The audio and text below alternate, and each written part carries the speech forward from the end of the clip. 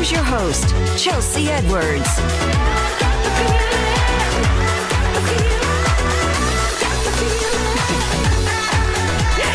Hey, besties! Welcome to another episode of Chattin with Chelsea. I'm your daytime bestie, Chelsea Edwards. Today's show is for parents who are trying to keep up with kids, careers, doctor's appointments, and artificial intelligence. We are breaking down what parents need to know about internet safety in the age of AI and how to better protect our children online. But first, we are introducing you to a service that is helping busy families manage caregiving, because who can't use an extra set of hands?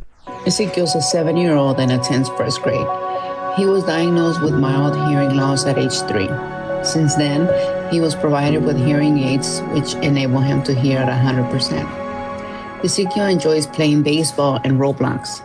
He doesn't let his hearing loss interfere with his daily activities. Ezekiel has been going for speech therapy at Texas Hearing Institute.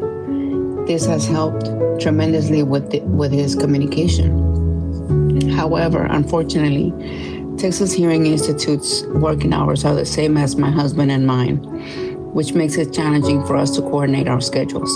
Get Well Pals can help with this. They provide transportation and chaperone services for us. Our minds are at ease since Get Well Pals began helping. They provide their location at all times and provide updates of the service as it occurs. They call me on video so I can watch the therapy and answer any questions the therapist may have. Wow. Welcome, Tony Riley, CEO and founder of the Wellness Concierge and Get Well Pals Incorporated.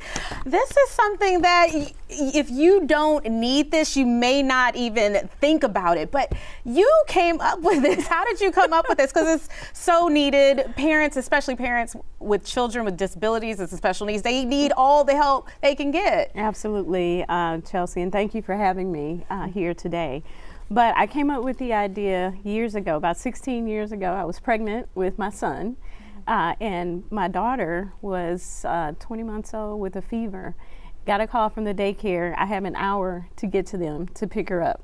Oh, wow. And I was right in the middle of a business deal working, and didn't know what to do. My husband was not available at the time, so I had to leave for 6 hours, go pick her up, take her to the pediatrician, go to the pharmacy, then meet up with him, get her settled, and then finish working.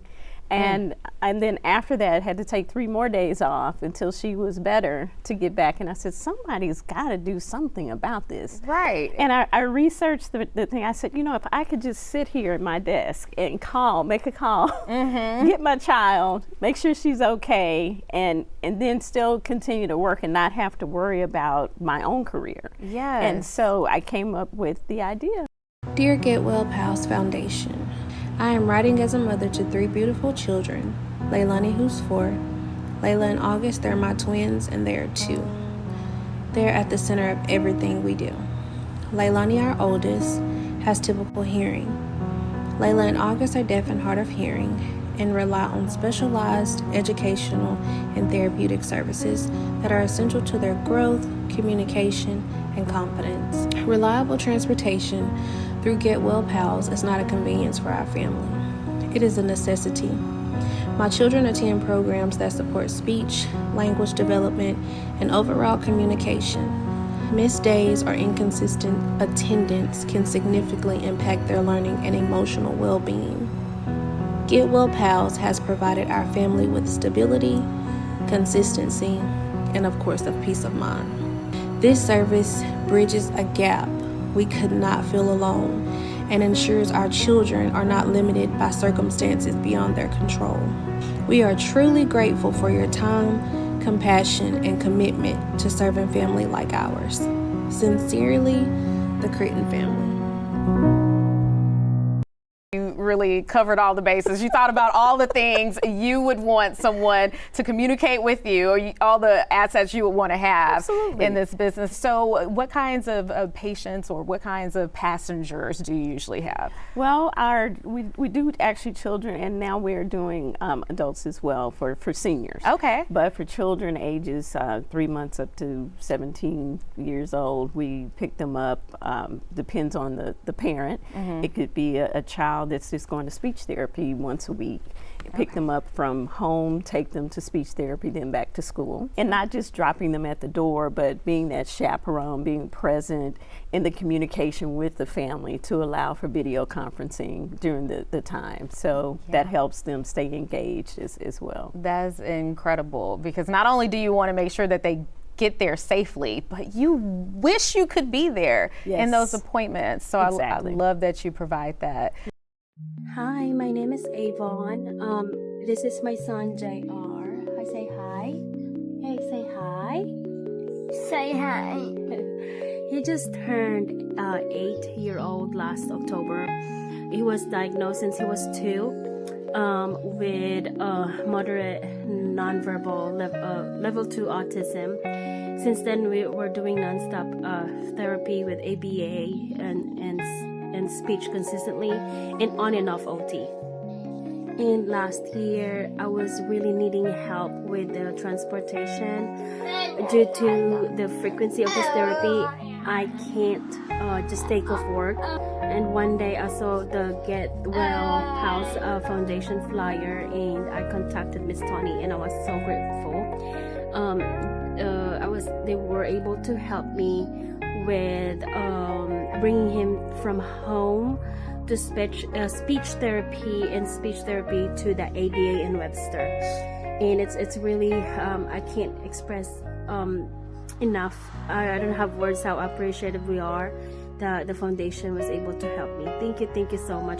Yes. Now, how often are you able to do these appointments? If somebody needs to go 5 days a week, that's an option? Yes. Okay. We do have daily clients. Okay. Especially children with autism. They have to go to ABA therapy every day. And then you have some parents that may only use us 5 visits a year. I imagine parents tell you all the time, like, thank you, like you are heaven sent, so that I can continue to do this. It's impossible for us to be in 2 places at once, but Absolutely. they're still able to work and get their children taken care of as well. Yes, and we try to make the children comfortable. In the rides, I always ask the parents, or we go through some pre-question screening, just asking about the habits of the child, make sure they're comfortable, what kind of toys do they like during the ride, and even if it's a child who has going through therapy, we sometimes talk with the therapist and just making sure that we make them comfortable during the time that they're away from their parents.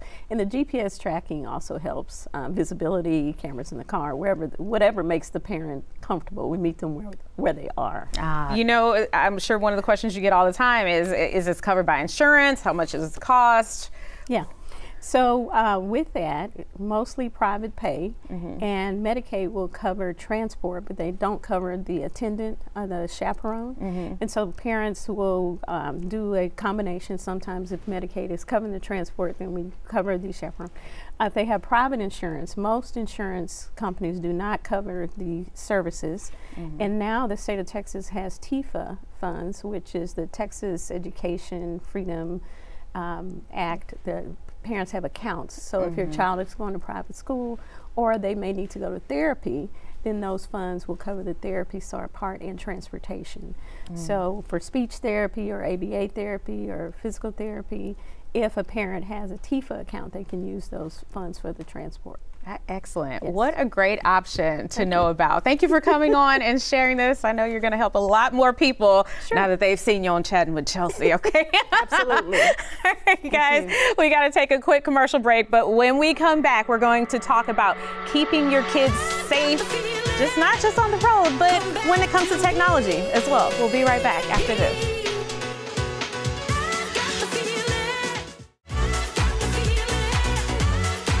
welcome back. We can all agree that parenting is hard. At least all us parents can agree to that. But it's even harder because we have an extra complication, technology. We are parenting in the age of technology that is constantly changing. So here to chat about it, we got Megan Owen, content creator, former teacher, and mother of 3. And we also have Gabby Mahan, Houston-based licensed professional counselor. Thank you, ladies, for joining us. Thanks for having us. Thank you so much. Really appreciate it. Now, I feel like I cannot keep up. Every time you look up, there is new technology, new rules to the game, and we're supposed to monitor our kids with all of this. So, Meg, I don't know how you do it. I know. How do you manage? I know. It's I have 3, so it honestly varies by age. So when they're younger, it's more about screen time, making sure they're not clicking around and scrolling, getting limitations on like not chatting with random strangers if they play games. But when they get a little bit older, as they go into the teen and tween phases, it's like, okay, maybe they want to be on social media now. So it's navigating those boundaries of what we're going to let them on, how many hours, what they get to post, what they get to consume, and it always is constantly evolving. And so we just need to stay informed as parents as like what's going on in technology and social media to have the best tools to equip ourselves to parent our kids. Right. Yeah. And then Gabby, we aren't able to ask our parents how they deal with this. So do you see a lot of parents struggling as well? Yeah, I do. I mean, I work a lot with teenagers and families, and moms, dads are always coming to me like, my child's glued to their device, to their cell phone, to the social media app, whatever it may be. Of course, like according to varying ages, what's appropriate.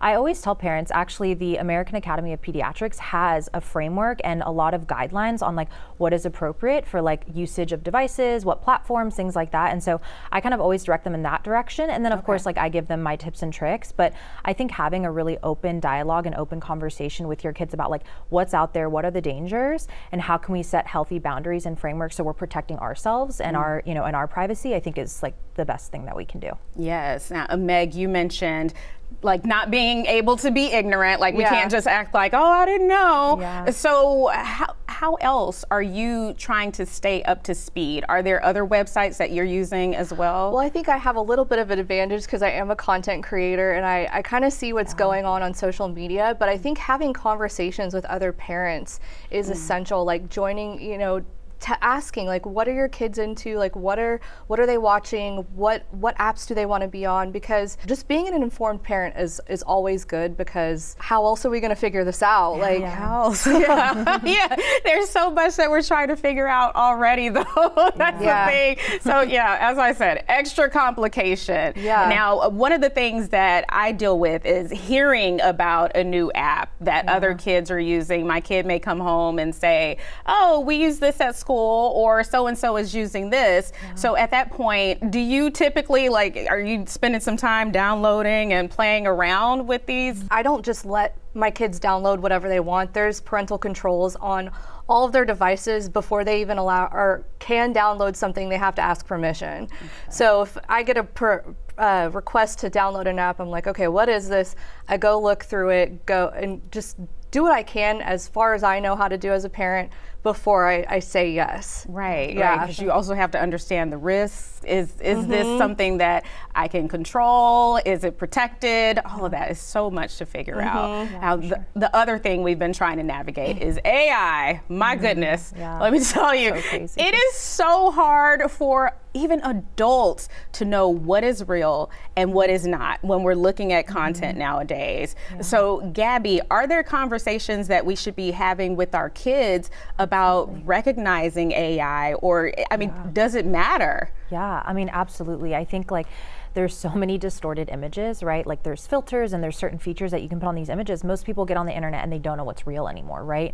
And so I think alerting and informing your kids, being very digitally literate, to let them know like, hey, a lot of this stuff here, we don't know if it's true, if it's false, if it's real, if it's fake. Like, how can we take the time to really understand the media that we're consuming and curate our content accordingly? So I think in honor of that really open conversation, I think just letting kids know like, hey, we may trial run this app, kind of like you said, like, let's download it, let's do the research on it, let's see what features are available. And if we feel like it's a safe thing for you to use, we're on board. If we may change our mind. And I think as long as you have that open conversation, that's really all you can do. Man, you ladies are so good at making sense of all of this, but there's so much more to figure out. Yeah. So we're going to take a quick commercial break, and then when we come back, we've got more tips for you, especially when it comes to AI getting a bit dangerous. All right, be right back after this. As adults, we use AI to make our lives easier, but what happens when our kids get a hold of that technology or gets a hold of them? We've got Megan and Gabby still chatting about this because there's plenty to cover on this topic. Now, there have been some really disturbing advancements when it comes to AI. Let's start with you, Megan. Yes. So on the app X, which is formerly known as Twitter, there is a new feature that is on there. They have a built-in AI feature called Grok, which is not unusual because all of the other social media platforms do have built-in AI tools. But there was a new feature that was released in December that basically is called nudification, where you can take any photo of anyone and undress it digitally. And that's been happening to celebrities and people of notoriety for a while.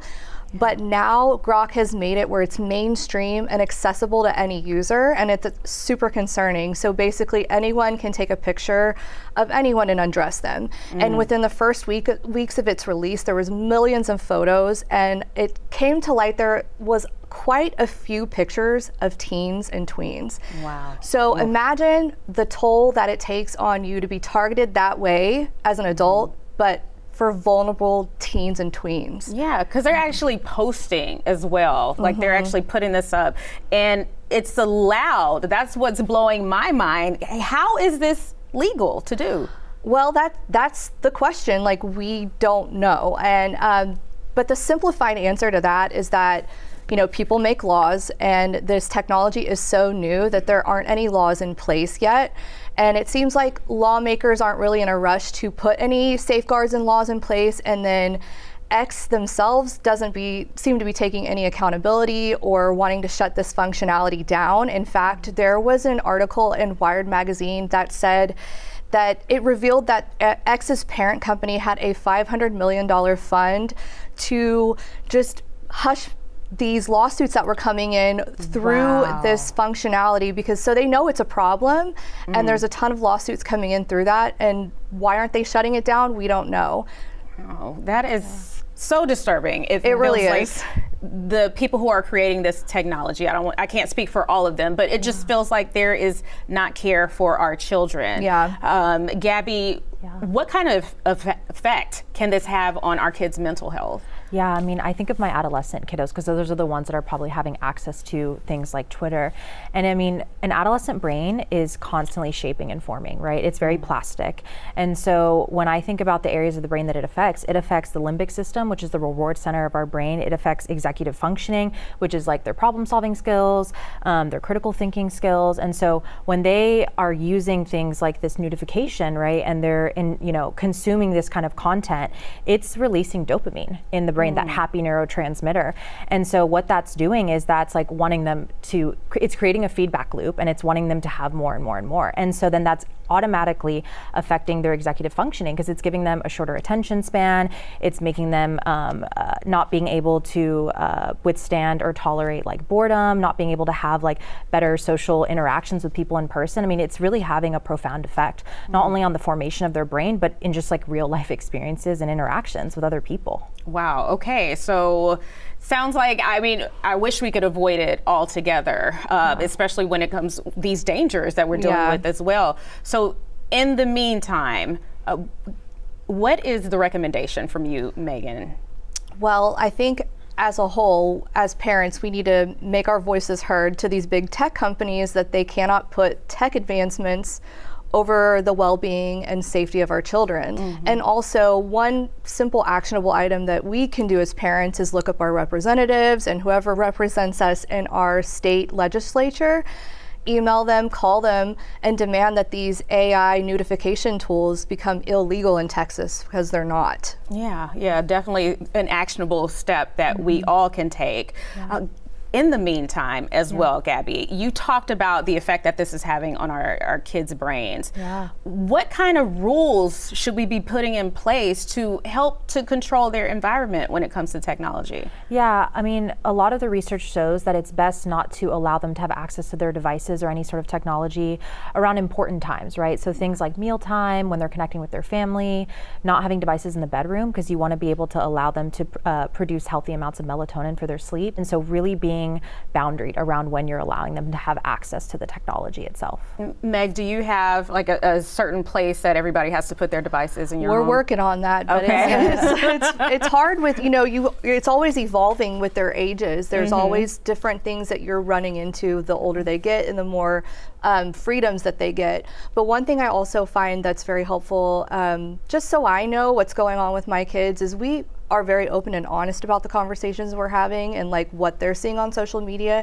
And one thing I like to do is watch what my kids what their algorithm's showing them, because it could take one piece of fishy content for them to fall down in a rabbit hole where they shouldn't be. Yes, indeed. So knowing what they're watching, knowing who they're subscribed to or following or consuming is super important as well. And the algorithm will keep feeding them that even if it's something that you don't approve of. Gabby, what kind of conversations, or how would you start that conversation, especially with the older kids who may be resistant, like they want their independence, but you still have to monitor that usage? Yeah, I always tell my teenagers, I'm like, you have the power to curate your content accordingly. Like what you consume has a direct impact on your mental health, right? These apps want us to stay on the app as long as possible, right? And so there's not like a built-in pause button that says, hey, pause, you've been on here for like 15 minutes too long, right? So we need to take back that control and create a pause button for ourselves. Like, are we gonna allot a timer on our phone? Are we gonna say, hey, I'm gonna give myself a little break and get on my social media app or whatever it is device, and then go and connect with a friend, go connect with a family member, right? So just really being, I think, reflective with our internal self and how it's impacting our mental health, but then also having really healthy boundaries so that we're not getting sucked in, kind of like Meg said. Yes. What about the messaging features? I am so scared about that. I mean, I have a little one, so we're not there yet, but it just seems like anybody can have access with some of these. Yeah, so there are some built-in parental controls in some of the social media apps that turn off messaging, which is nice.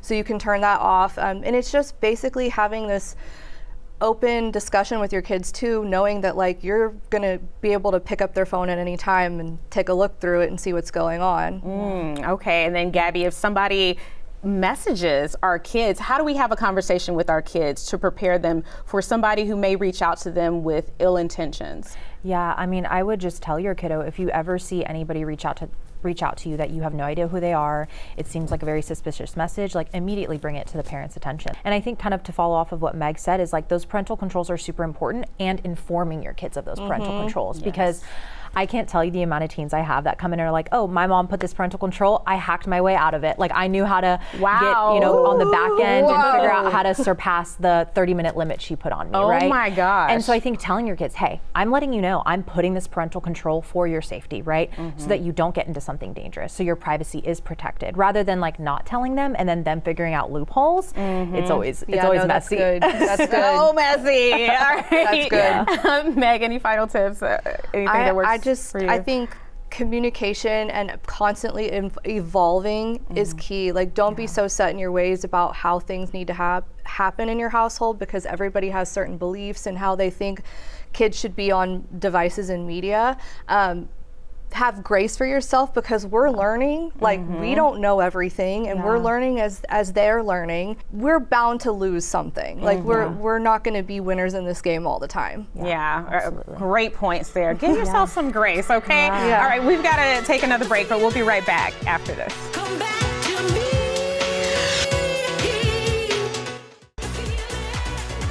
Thank you, ladies, so much for being here. Okay, Gabby, where can people get more great advice from you? They can find us at growwithgabby.org or on Instagram at grow_with_Gabby. All right, Meg, we want to see all the content. Yes, my Instagram handle is MEGO, where I post a lot of beauty and lifestyle content. Nice. All right, and then Tony. You can find us on Instagram at Get Well Pals Inc. or www.getwellpalsinc.com. Excellent. Y'all gave such great advice and tips today. You guys keep up with us on YouTube. Subscribe and like Chattin' with Chelsea and our socials, Chelsea Fox 26. And we'll see you on the next episode of Chattin' with Chelsea. Bye.